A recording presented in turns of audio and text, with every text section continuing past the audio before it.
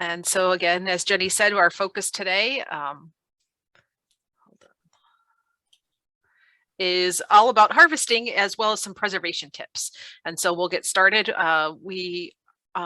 We'll be sharing a little video segment in between of this of some of our actual volunteers out there harvesting in the garden and sharing some tips. So, but the first part of this presentation is slide based. So we'll get started. Okay, so just wanted to recap again, this particular presentation, we're part of the WSU Master Gardener and the Master Recycler Composter volunteer programs of Thurston County, and we are all joint partners with each other. And our program specifically focuses on gardening, composting, and recycling information, providing accurate and science-based information and answering client questions from the general public.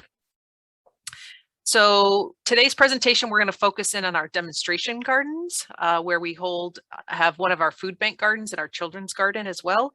And so we have 3 demonstration gardens where our volunteers maintain as a way to have the general public learn and teach and learn about all kinds of different gardening best practices. And so we have the Olympia Farmers Market Garden, which is next to the Olympia Farmers Market. We have our Closed Loop Park Garden, which is out at the Thurston County Waste and Recovery Center in Hawks Prairie. And then we have our Dirtworks Demonstration Garden, which is in Yager Park in West Olympia across from Capitol Mall. And our food bank garden, as well as our children's garden, are located in the Dirtworks Garden. And so again, this is an aerial view of Yager Park. And if you've been to Yager Park, where the baseball fields are, if you're coming into that parking lot, we're to the left of that. And so if you look at this section here, this is the community garden up front, and then our demonstration garden is behind it. And then this is our plant sale nursery, which I'll share a little information about that later. For today's purposes, we have our raised beds traditionally around the fence lines here, as well as out into the grassy areas here. And then we also have we have a orchard row, which has all kinds of different pears and apples, typically columnar versions, just because we want of the compact size. We also have our berries also in this area. And then we also have stock tanks and different kinds of growing mediums here as well. So really the food portion of our garden is kind of separated out more towards the back half of it. And you'll be able to see some of these pictures here. I do want to say is that traditionally in the summertime, we have a children's program, and these are some of our Master Gardener and Master Recycler Composter volunteers that teach children ages 4 through 12 about different gardening practices. And all of the food that we grow on site at our Dirtworks demonstration garden is then donated to the Thurston County Food Bank. And so here are some of our raised beds after initial planting there, or a little bit of growing season there. We do practice the square foot gardening method for these particular beds. So if you're wondering why the strings are here in kind of these little segments, each of the beds are divided into one square foot section, and that's how we determine what plants are planted in each of those sections. And we do rotate the crops, and we do keep track of these particular beds, just so that we can make sure that we're making sure the nutrients stays consistent from growing season to growing season. So again, the smaller vegetables here are more densely populated based on the sizes of the square foot, where here our tomato plants back here have more space. And so you'll see that here a little bit more. So here's a later picture on in the season there. We also have grape arbors here. We have an herb spiral. So this is, again, growing different types of herbs in a very compact, dense space. And as I said, too, we also have mostly columnar apples and dwarf varieties, just because of our space constraints there. Here are some of the stock tanks there that we also grow. And again, all of these help with ease of gardening practices as well, just because the higher the bed, less strain on your body as well. And we also have a large row of raised beds all along our fence line of the garden itself. Currently, Dirtworks is not open to the general public due to COVID, but we do anticipate that we will be able to open up next year and have our in-person class workshops again at the garden, and we hope that you would participate in them, as well as the children's garden as well. So again, with the children's garden here, these are we help the children learn how to plant as well as maintain the plants, but then also harvest. And as we said before, all the food goes to the food bank. So here are some examples of harvest day. And then, as we said, we just pack our cars at the end of the day once it's all weighed. And then we determine, and then we drop that off. And so overall, historically, within the 8 weeks period of time where the children's garden's happening, we normally have about 2,000 pounds of produce that is grown and donated on behalf of our just over 25 beds at the garden itself. So here's the weight station there. The kids love to actually pick the produce and bring it over to the weight station just to see how much it weighs, but also to see if we have some very interesting or unique vegetables that were harvested that week to kind of see how much they do weigh. This year we had, because again, as we said, due to COVID, we had our core group of Master Gardener volunteers keep our food bank garden going, and it was deemed an essential status practice so that we were allowed to even participate in person following all COVID procedures, that we were able to still maintain harvesting for the food bank this year. So our dedicated crew did a wonderful job, and they're still out there every week growing food. And we're at this point now where they're beginning to harvest quite increased volume of harvesting right now. And here's some more pictures and examples of our harvest. So any questions about our gardens or the children's garden program? Again, it's a free program, typically kids age from 4 to 12. We break them up into age groups there, and they go off with a pair of volunteers that will then help walk through each of the beds and determine and explain why we're growing those particular things, and also what to be aware of as far as when it's ready to harvest, and then the actual practice of harvesting. So is there any questions? If not, we'll keep going. Cori, there aren't any questions right now. If you, for attendees, if you have a question, you can type your question into the Q&A box at the bottom of your screen, and we'll get to it at the next question segment. Great, thank you. Okay, so we're going to go into the harvesting video. So over the last couple of weeks, we've been out in the garden. We videoed our Master Gardener volunteers, talking a little bit about some typical gardening and harvesting practices right now. We also will have some additional videos on our YouTube channel. So after this presentation, you'll receive, not immediately, but within a week here, a follow-up email that'll have follow-up resources, but also a link to our YouTube channel. That's where you can go in and watch these videos again, as well as additional videos. And we plan to add more as we go through the growing season. Our YouTube channel was just created due to COVID. We had to figure out, again, a different way of educating. And so we are now building that library of these little short how-to videos. And hopefully that'll be helpful to you moving forward. So on that note, let's share a little snippet of some of the footage that we've taken over the last couple of weeks.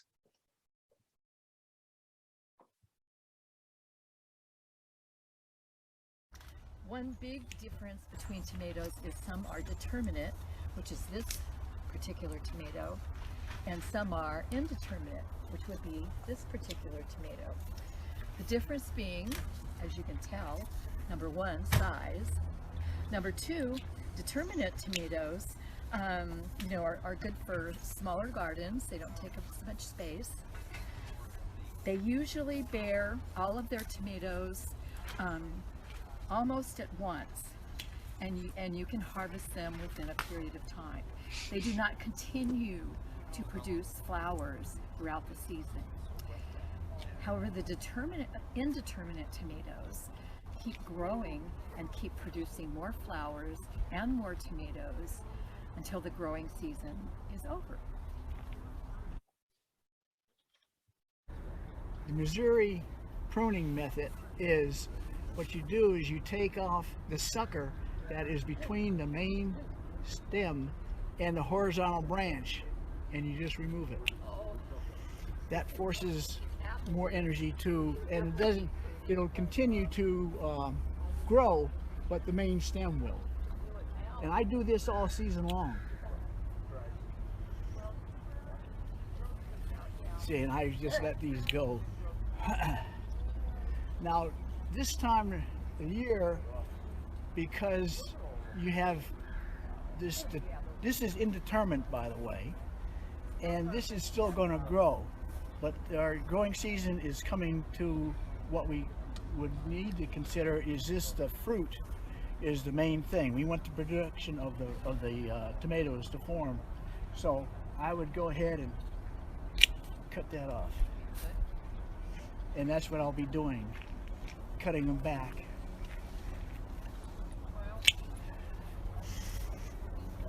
And then your tomatoes will start doing it. Also, you have brown leaves, brown and yellow leaves at the base. That's normal. You don't worry about that. You can cut them off, and I would probably go through for airflow.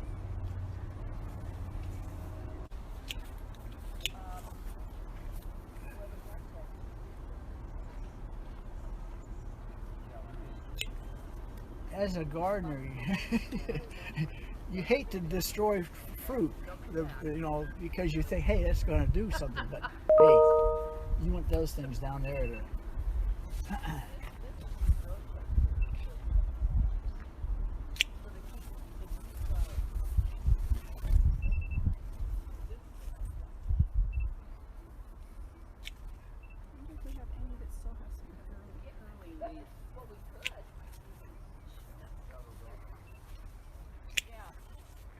that was a sucker.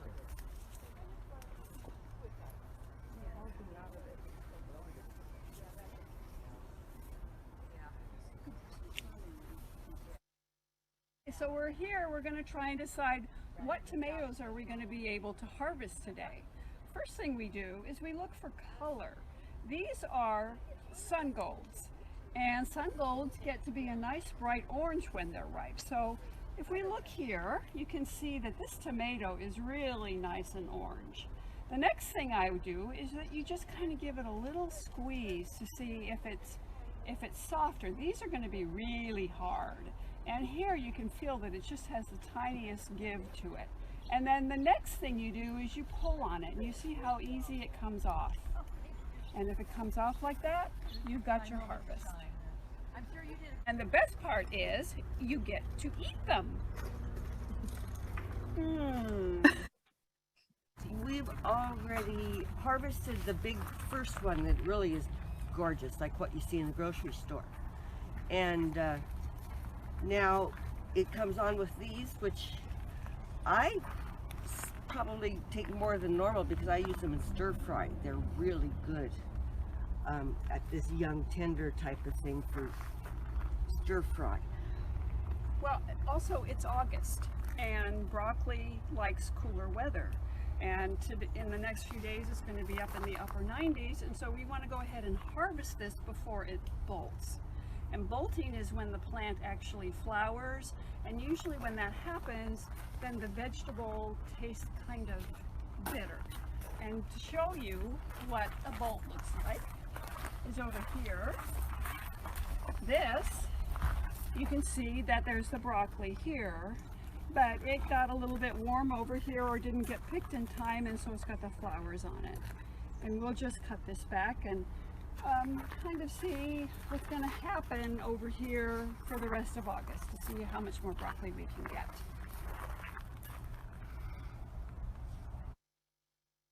So kale is a very prolific vegetable. When you buy kale in the store, usually it's harvested all at once where the head is all picked and then the plant is gone. We've harvested, however, throughout the summer, and the way we manage that is by picking the outer leaves on the kale, the more mature leaves, and leaving some of the other leaves. For example, this fellow has lots of leaves all around. We would harvest some of the lower leaves and leave some of the some higher leaves so the plant has enough to grow on and to produce more kale. We've had really good success with this. There's a lot of different kinds of kale. These particular types, this is a Russian kale, and this over here is a lacinato kale. Also, sometimes people call it dinosaur kale. And we harvest it the same way. throughout the season. You'll see that these are the bigger leaves on the bottom, and we will go ahead and clip those off and harvest those and then leave some on the plant for next week.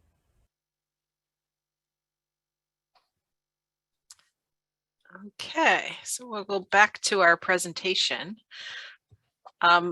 Here's a few of you maybe had a hard time hearing some of that. It'll be easier to hear once they're on YouTube. Traditionally on Zoom presentations, you can only regulate the volume, and we've had it up as high as we possibly could. So I apologize for that. But again, you'll be able to get the link for our YouTube channel and be able to watch these videos there. Okay, so we're going to go into some harvesting tips right now.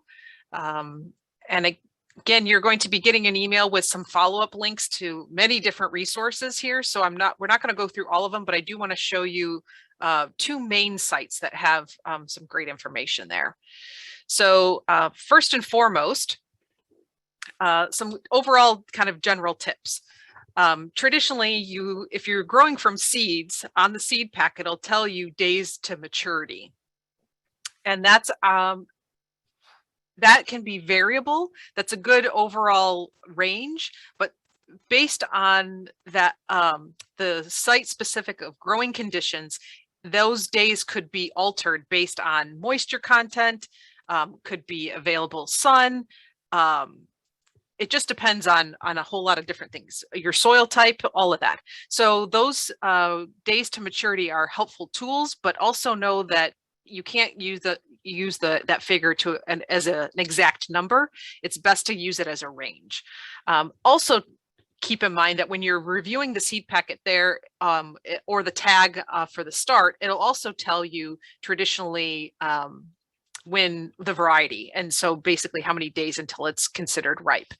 Some fruits and vegetables are best to be harvested a little bit before, or could actually be harvested off the vine and then left to ripen afterwards off the actual particular plant, where other particular fruits and vegetables need to mature on the actual plant in order for the best flavor as well as nutritional content. And so those are some things that you want to keep in mind, but overall, just know that like soil fertility, precipitation, and temperature all will have varying effects on your ripening times. Just because something is bigger doesn't mean it's better.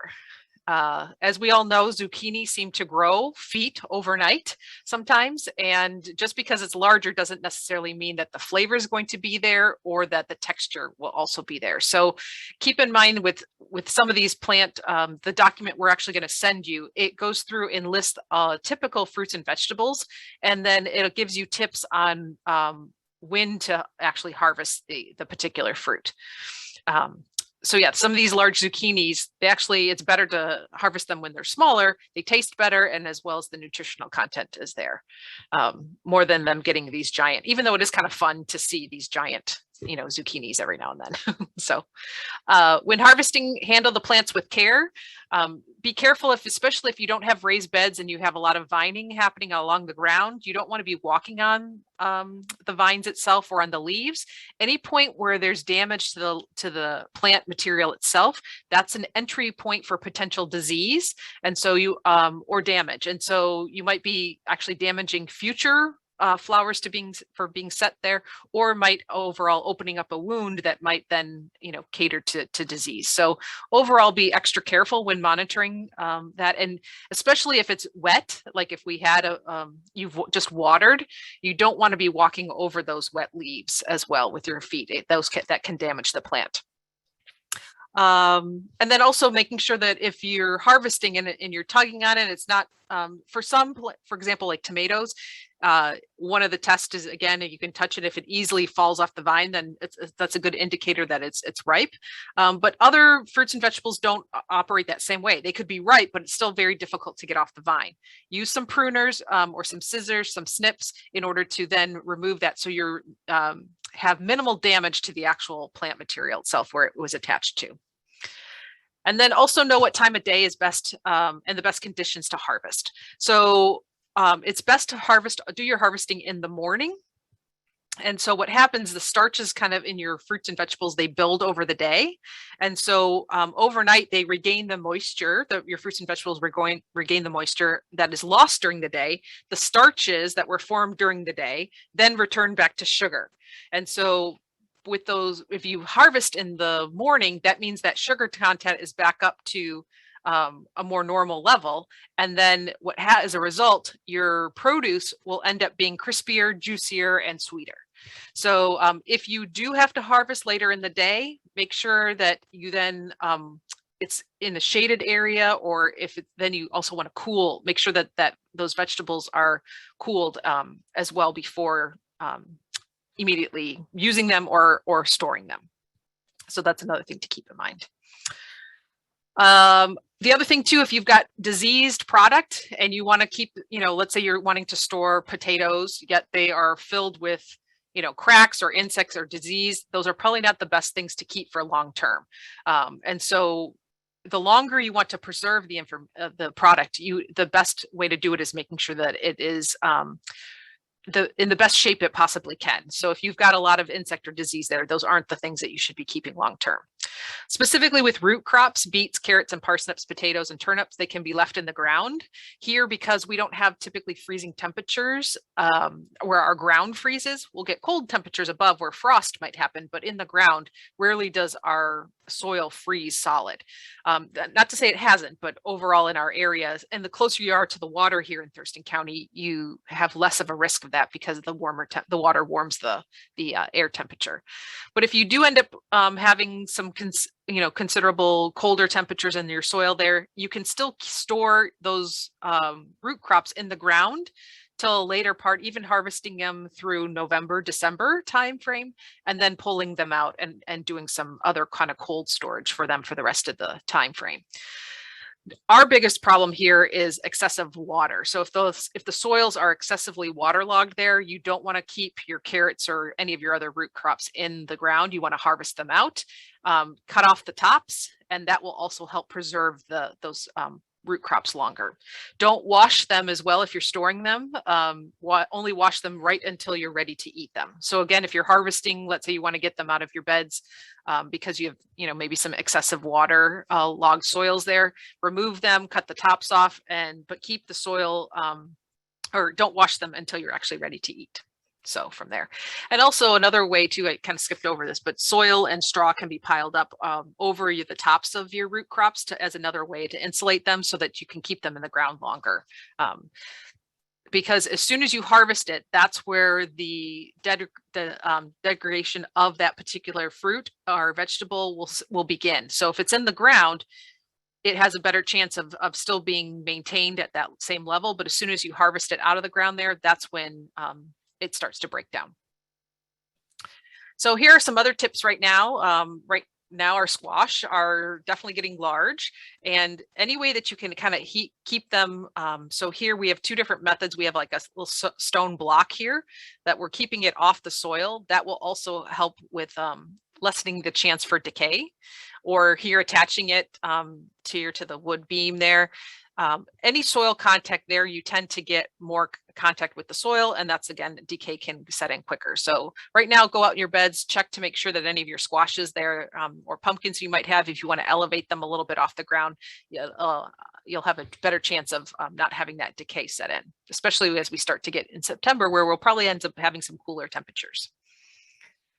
Another thing about our tomatoes there is also making sure that you can keep the tags. That also helps with, or somehow documenting it so you know whether or not you actually keep the tag that came with the start or the seed packet, but somehow documenting the fact of what particular variety is, which will then help you make those determinations about when they're ready. This time of year with the tomatoes, you will end up seeing again some of these lower levels of leaves here that will turn yellow and start to brown there. So, and that's okay. You can remove them or keep them on and just monitor them. It's helpful in August though to increase airflow, just because we tend to have problems with late fungus blight. So light blight, which is a fungus-based plant problem.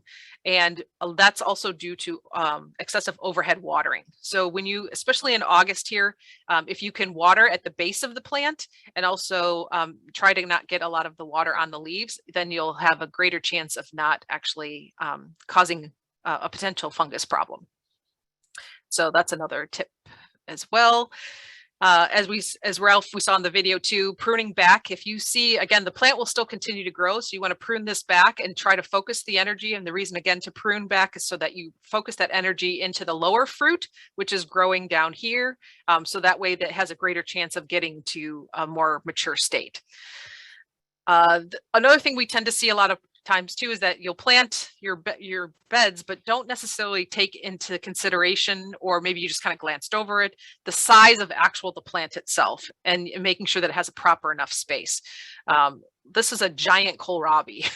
And so again, if we had that planted too close together, that would definitely cause some problems with not giving it the proper amount of space. So over planting a space can also cause issues with disease, but also it causes problems with your fruits and vegetables not actually getting to a mature state as easy. And sometimes you'll have deformities or other things that also happen. Sometimes we get questions about, as far as the carrot, why they're extra hairy. Sometimes you'll see these feeder roots and they're just covered around it, and they're like, we get questions in our question and answer clinic about that as well. A couple things to keep in mind with why they have these extra feeder roots on there. If you end up putting compost into your bed in the spring and then plant it in there immediately, what happens is that extra nitrogen will cause these extra feeder roots to grow. Another part about that is that if you are planting them and the soil is very waterlogged, then you'll sometimes get extra feeder roots as well. So my one tip or suggestion is to actually put compost. You can put some compost in your beds in the fall, let it settle in over winter time, and then plant your spring early crops like your carrots in that next spring. And that'll give it a greater chance for that nitrogen to kind of work through the soil there, so that you won't have this excess concentration of excess nitrogen causing these extra hairs on the carrots itself. The other thing to keep in mind is if you have clay soils, sometimes you'll have misshapen ones, and that's just because it's harder for those roots to actually get through the clay soil. Carrots like kind of more loftier, sandier types of soils, and they don't like a lot of amendments.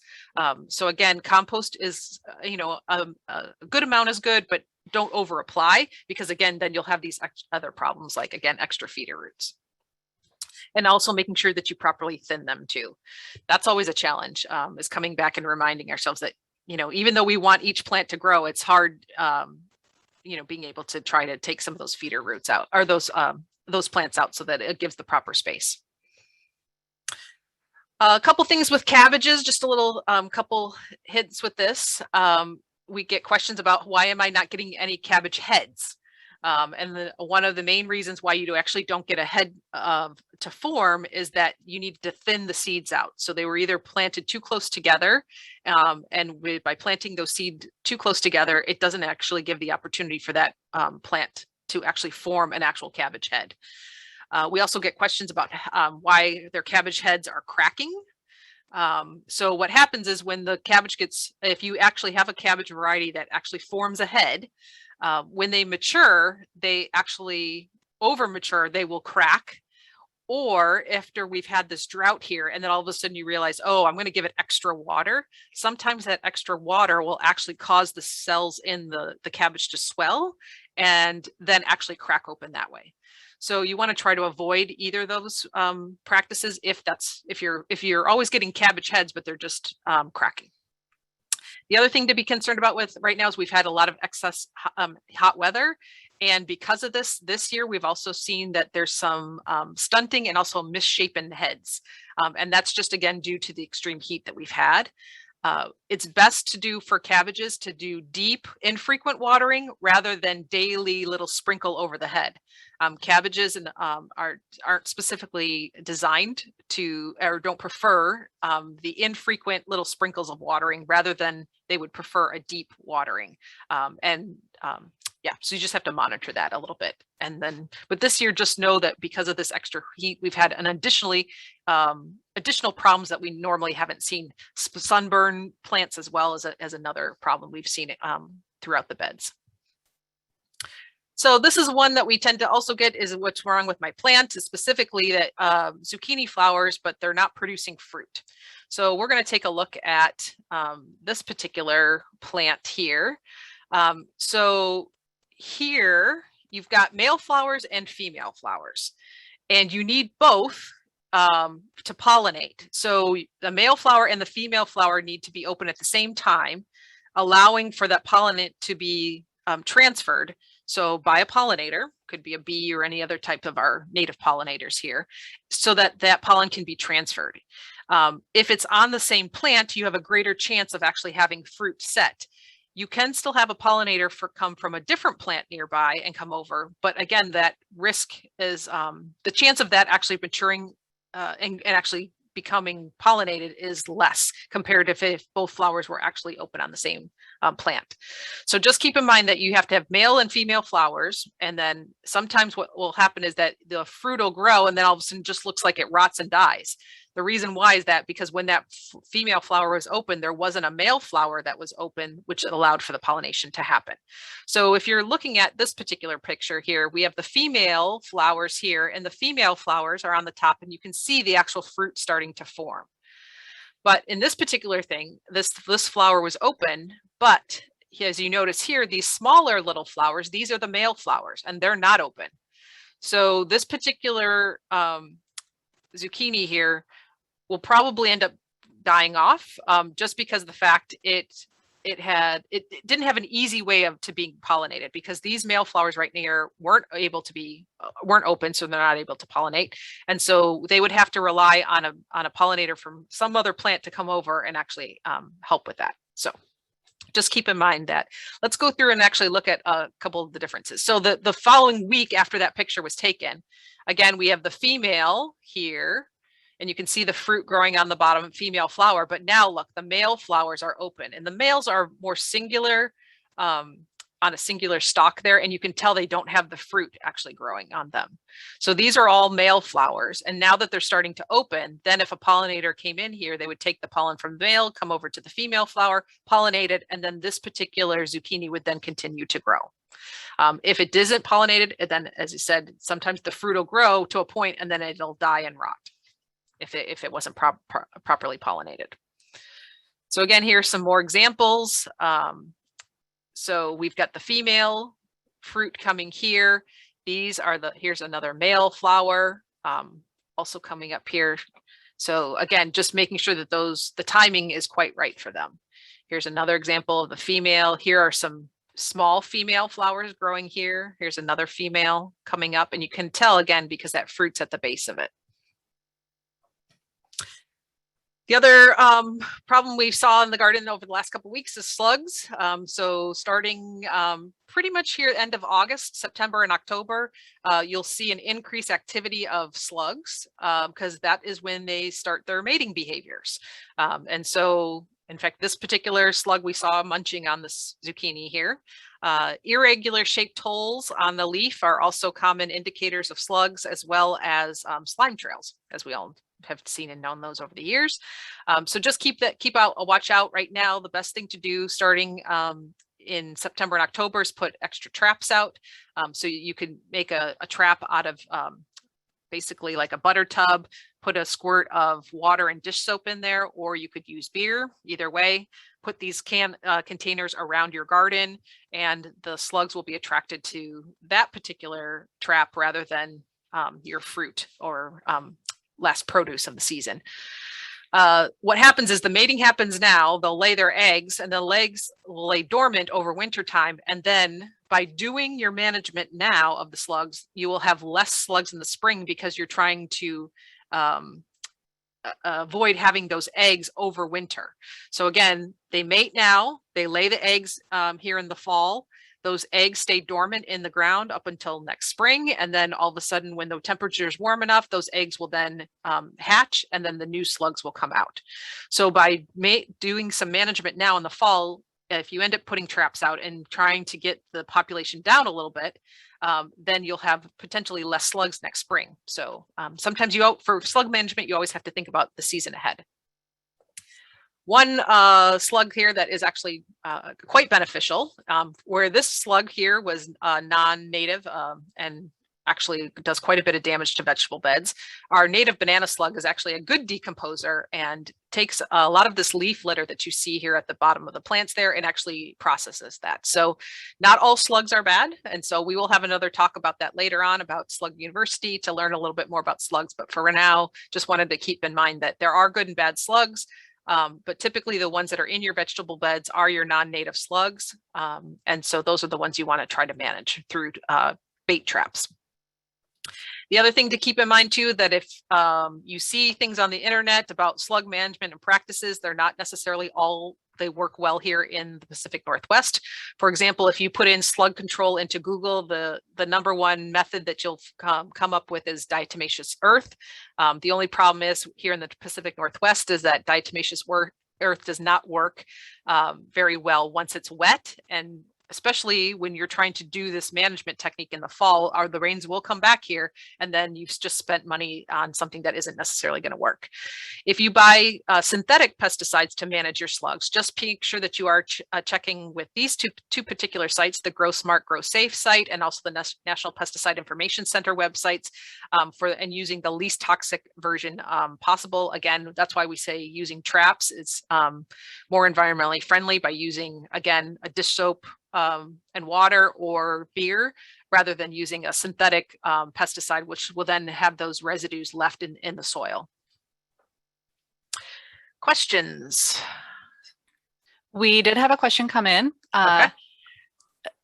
Do you have problems with rabbits helping with the harvest? If so, how do you manage those? Rabbits definitely can be a challenge, as well as rodents. So both of those are common garden pests. And yes, fencing is one way of managing that, but overall it's very difficult to manage rabbits and rodents. So the crucial piece is making sure that you're monitoring your fruits and vegetables so that you can harvest them. Again, some of those right before they're actually deemed at their peak, because the animals also sense that too. So they know specifically, think about also like birds and your berry bushes. Without putting bird netting over your blueberries, it's like a feast for all the birds. And they know exactly when those berries are just about ripe. And so by putting that extra layer of protection over that will help you have a better harvest. The same thing goes for rabbits and rodents. Rabbits is a little bit harder when you have raised beds like this, but if your beds are on the ground, fencing is really the only method there that you have a fighting chance about trying to save your harvest. Okay, and we can put also in our follow-up information, I wasn't planning on it, but we can put it out there. We do have a publication that talks about other types of vertebrate and invertebrate pests for the garden. And so we can add those fact sheets to our follow-up email.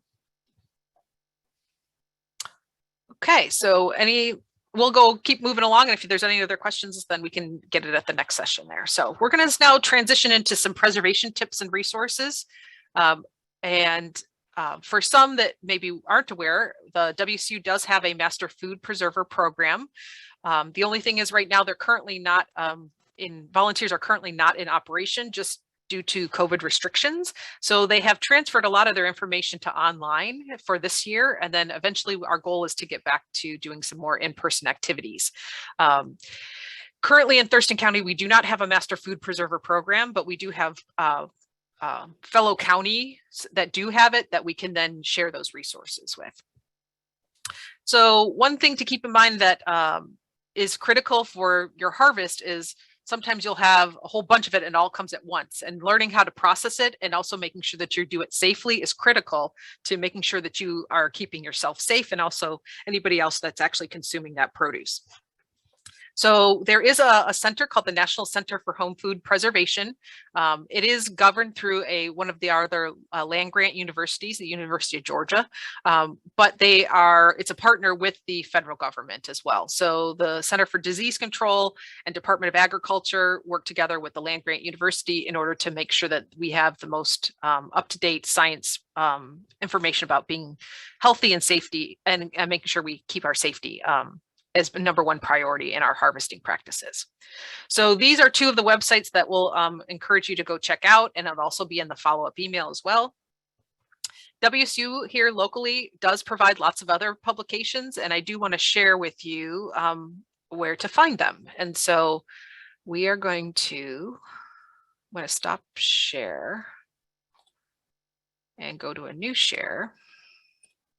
So when you click on that link, you'll come to this page here, which has all kinds of publications. And again, because we are a land grant university, Washington State is, we are part of our mission is to also educate. And so within this publication website, there are different categories. And so there's categories on agriculture, and that's typically small farms and larger scale, but there's also all of these other categories. The gardening one, if you were to click on this, there's literally hundreds and hundreds of fact sheets all about different gardening practices, and they're all free. It's all science-based and really helpful information that's targeted here for Washington. So that's one way that you can also get the information. If you're looking at expanding your vegetable bed next year and want to try some different varieties, there's lots of great fact sheets. In fact, there's one on home gardenings that is great. It has lots of charts, explains to you when you want to plant, when you want to harvest, different varieties that do well here. It's a great overall great document, very helpful. For preservation, you want to click on this tab, which is the health and wellness tab. And so when you click on that, that will take you to this consumer food safety and canning and freezing section. So when you click on this particular section, now you will come to literally, there's a whole bunch, I think there's like 7 or 8 pages worth of all these free fact sheets. So what you do is, even though it says add to cart, you can click on this here. So if I wanted to do canning fruits, I could click on this here, and you could end up downloading the document here. Just by clicking this button here called download now. Again, it's set up like a shopping cart, but again, a majority of these here are all free. So you just click on the download bar, and all of a sudden that document will automatically be downloaded to your computer.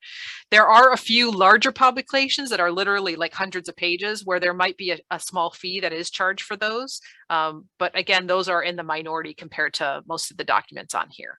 So this one here, again, is all about canning fruits, but there's also canning vegetables and other things as well. So you can go back to our main category here.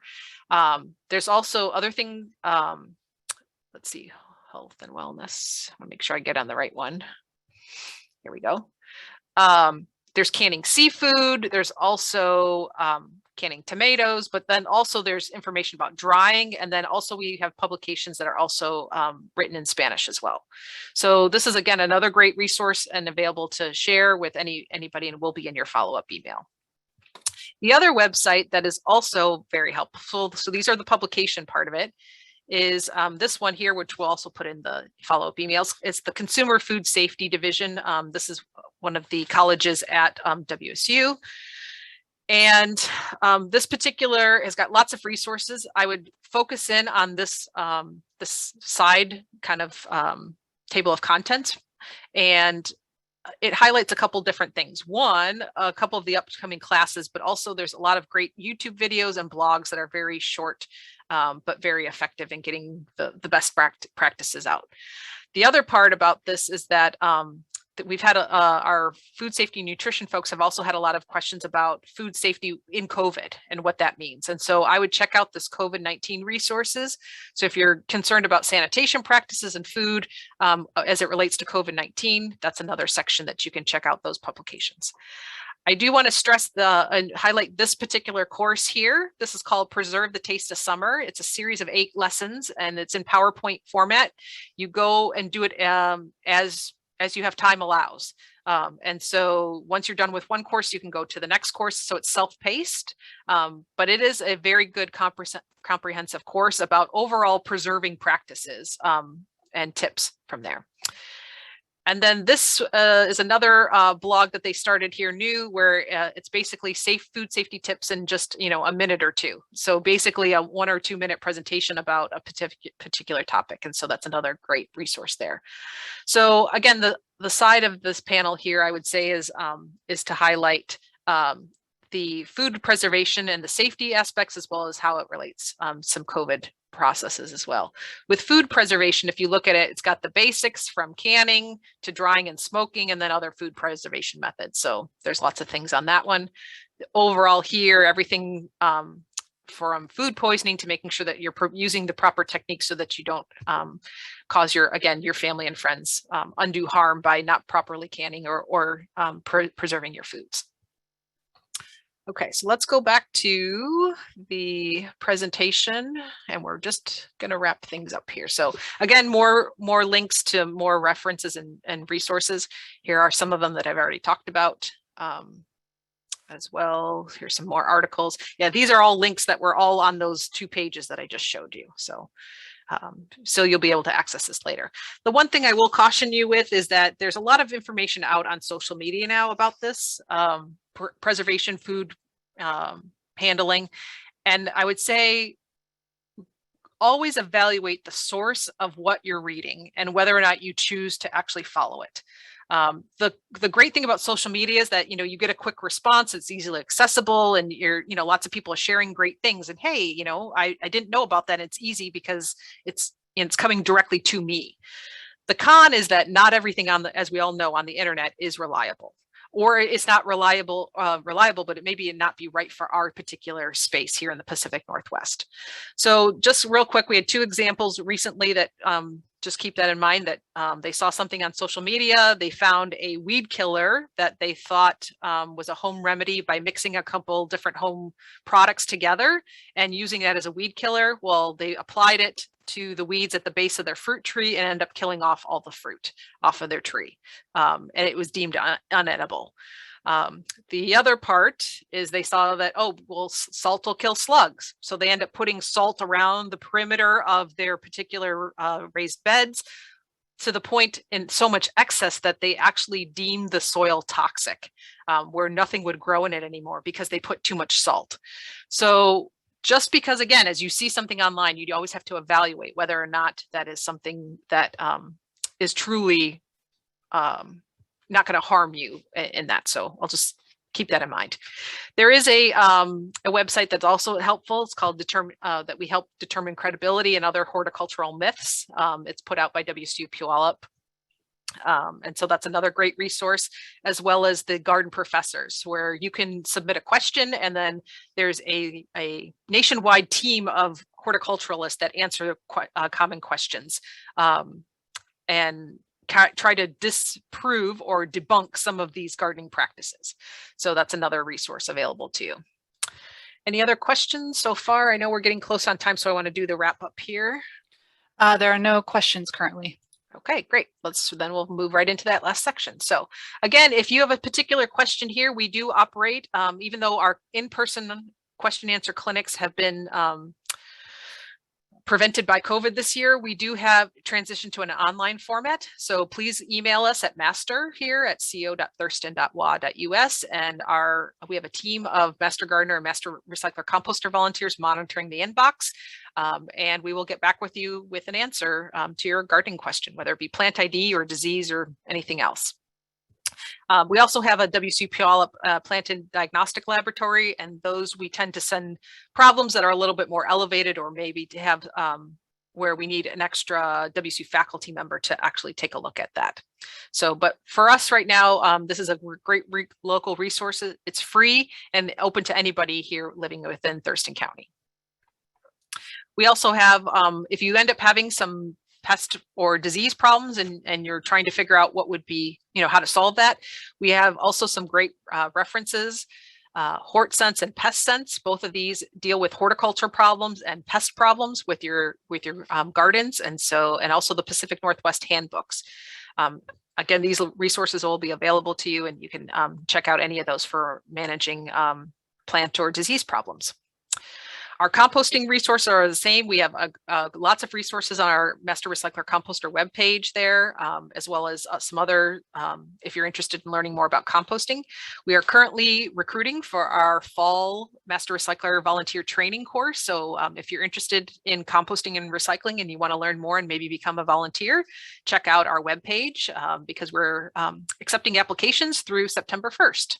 So for a fall training. So we're excited about that.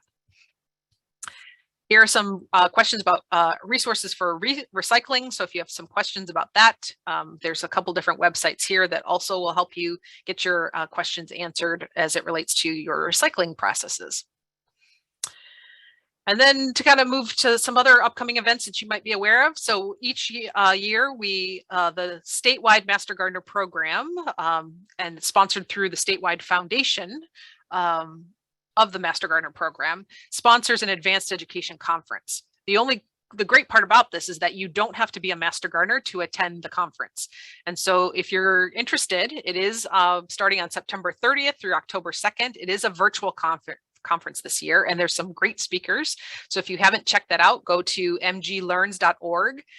You can see a full list of all the presenters. The best part about being the virtual conference is that you're going to have access to all the other presenters' presentations after the conference. So you can attend one, and traditionally, if you were doing this in person, you wouldn't be able to go to all the different sessions. Where here, it being virtual, now you'll have access to see all the ones that were going on at the same time that your session was, that you were attending one of the sessions. So again, you don't have to be a Master Gardener to attend this conference. In fact, right now they did an update right before this presentation about the conference and said that, yes, we have quite a bit of non-volunteers that are also attending the conference, as well as Master Gardener volunteers. So it's going to be a great time. We also have our Master Gardener Foundation. This is our local foundation that helps raise funds to support our community outreach projects. And they have also 2 events coming up. We have our garden guru, Marianne Benetti, and she is going to be giving a virtual presentation titled Stealing Beauty, the Best Garden Tips and Designs from Around the World. And for those that don't follow her column, Marianne Benetti writes newspaper columns for the News Tribune, but also has done a tremendous amount of traveling around the world and have seen gardens from all over the place. And so she will be showing and presenting some lessons learned that she's learned while on her trips and travels.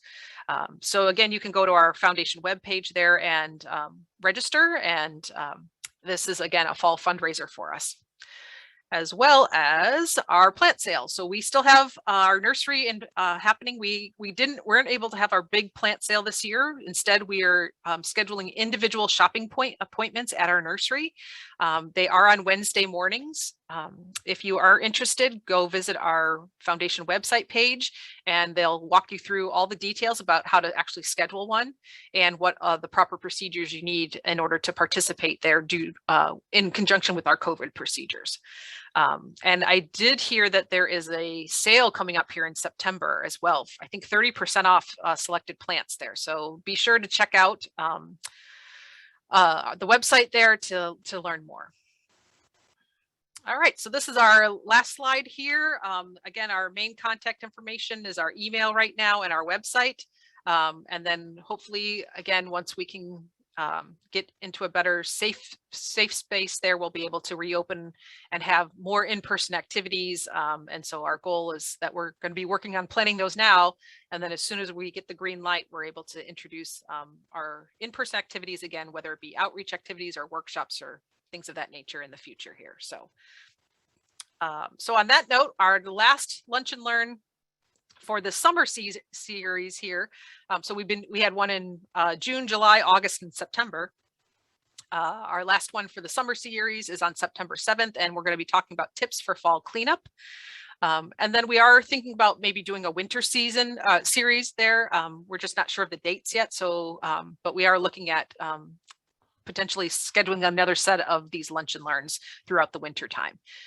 If you want to join our listserv, you can also join through our webpage, or actually it's on here too, on this presentation. Right below this is a link to our quarterly newsletter, and that will let you know of any upcoming virtual presentations or in-person trainings that we eventually will have there. So again, it's comes out 4 times a year. But if you join that listserv, then you'll be notified of these upcoming potential trainings. So on that note, I'll stop there. And if there's any other questions, I can answer that. Otherwise, I hope to see you in September.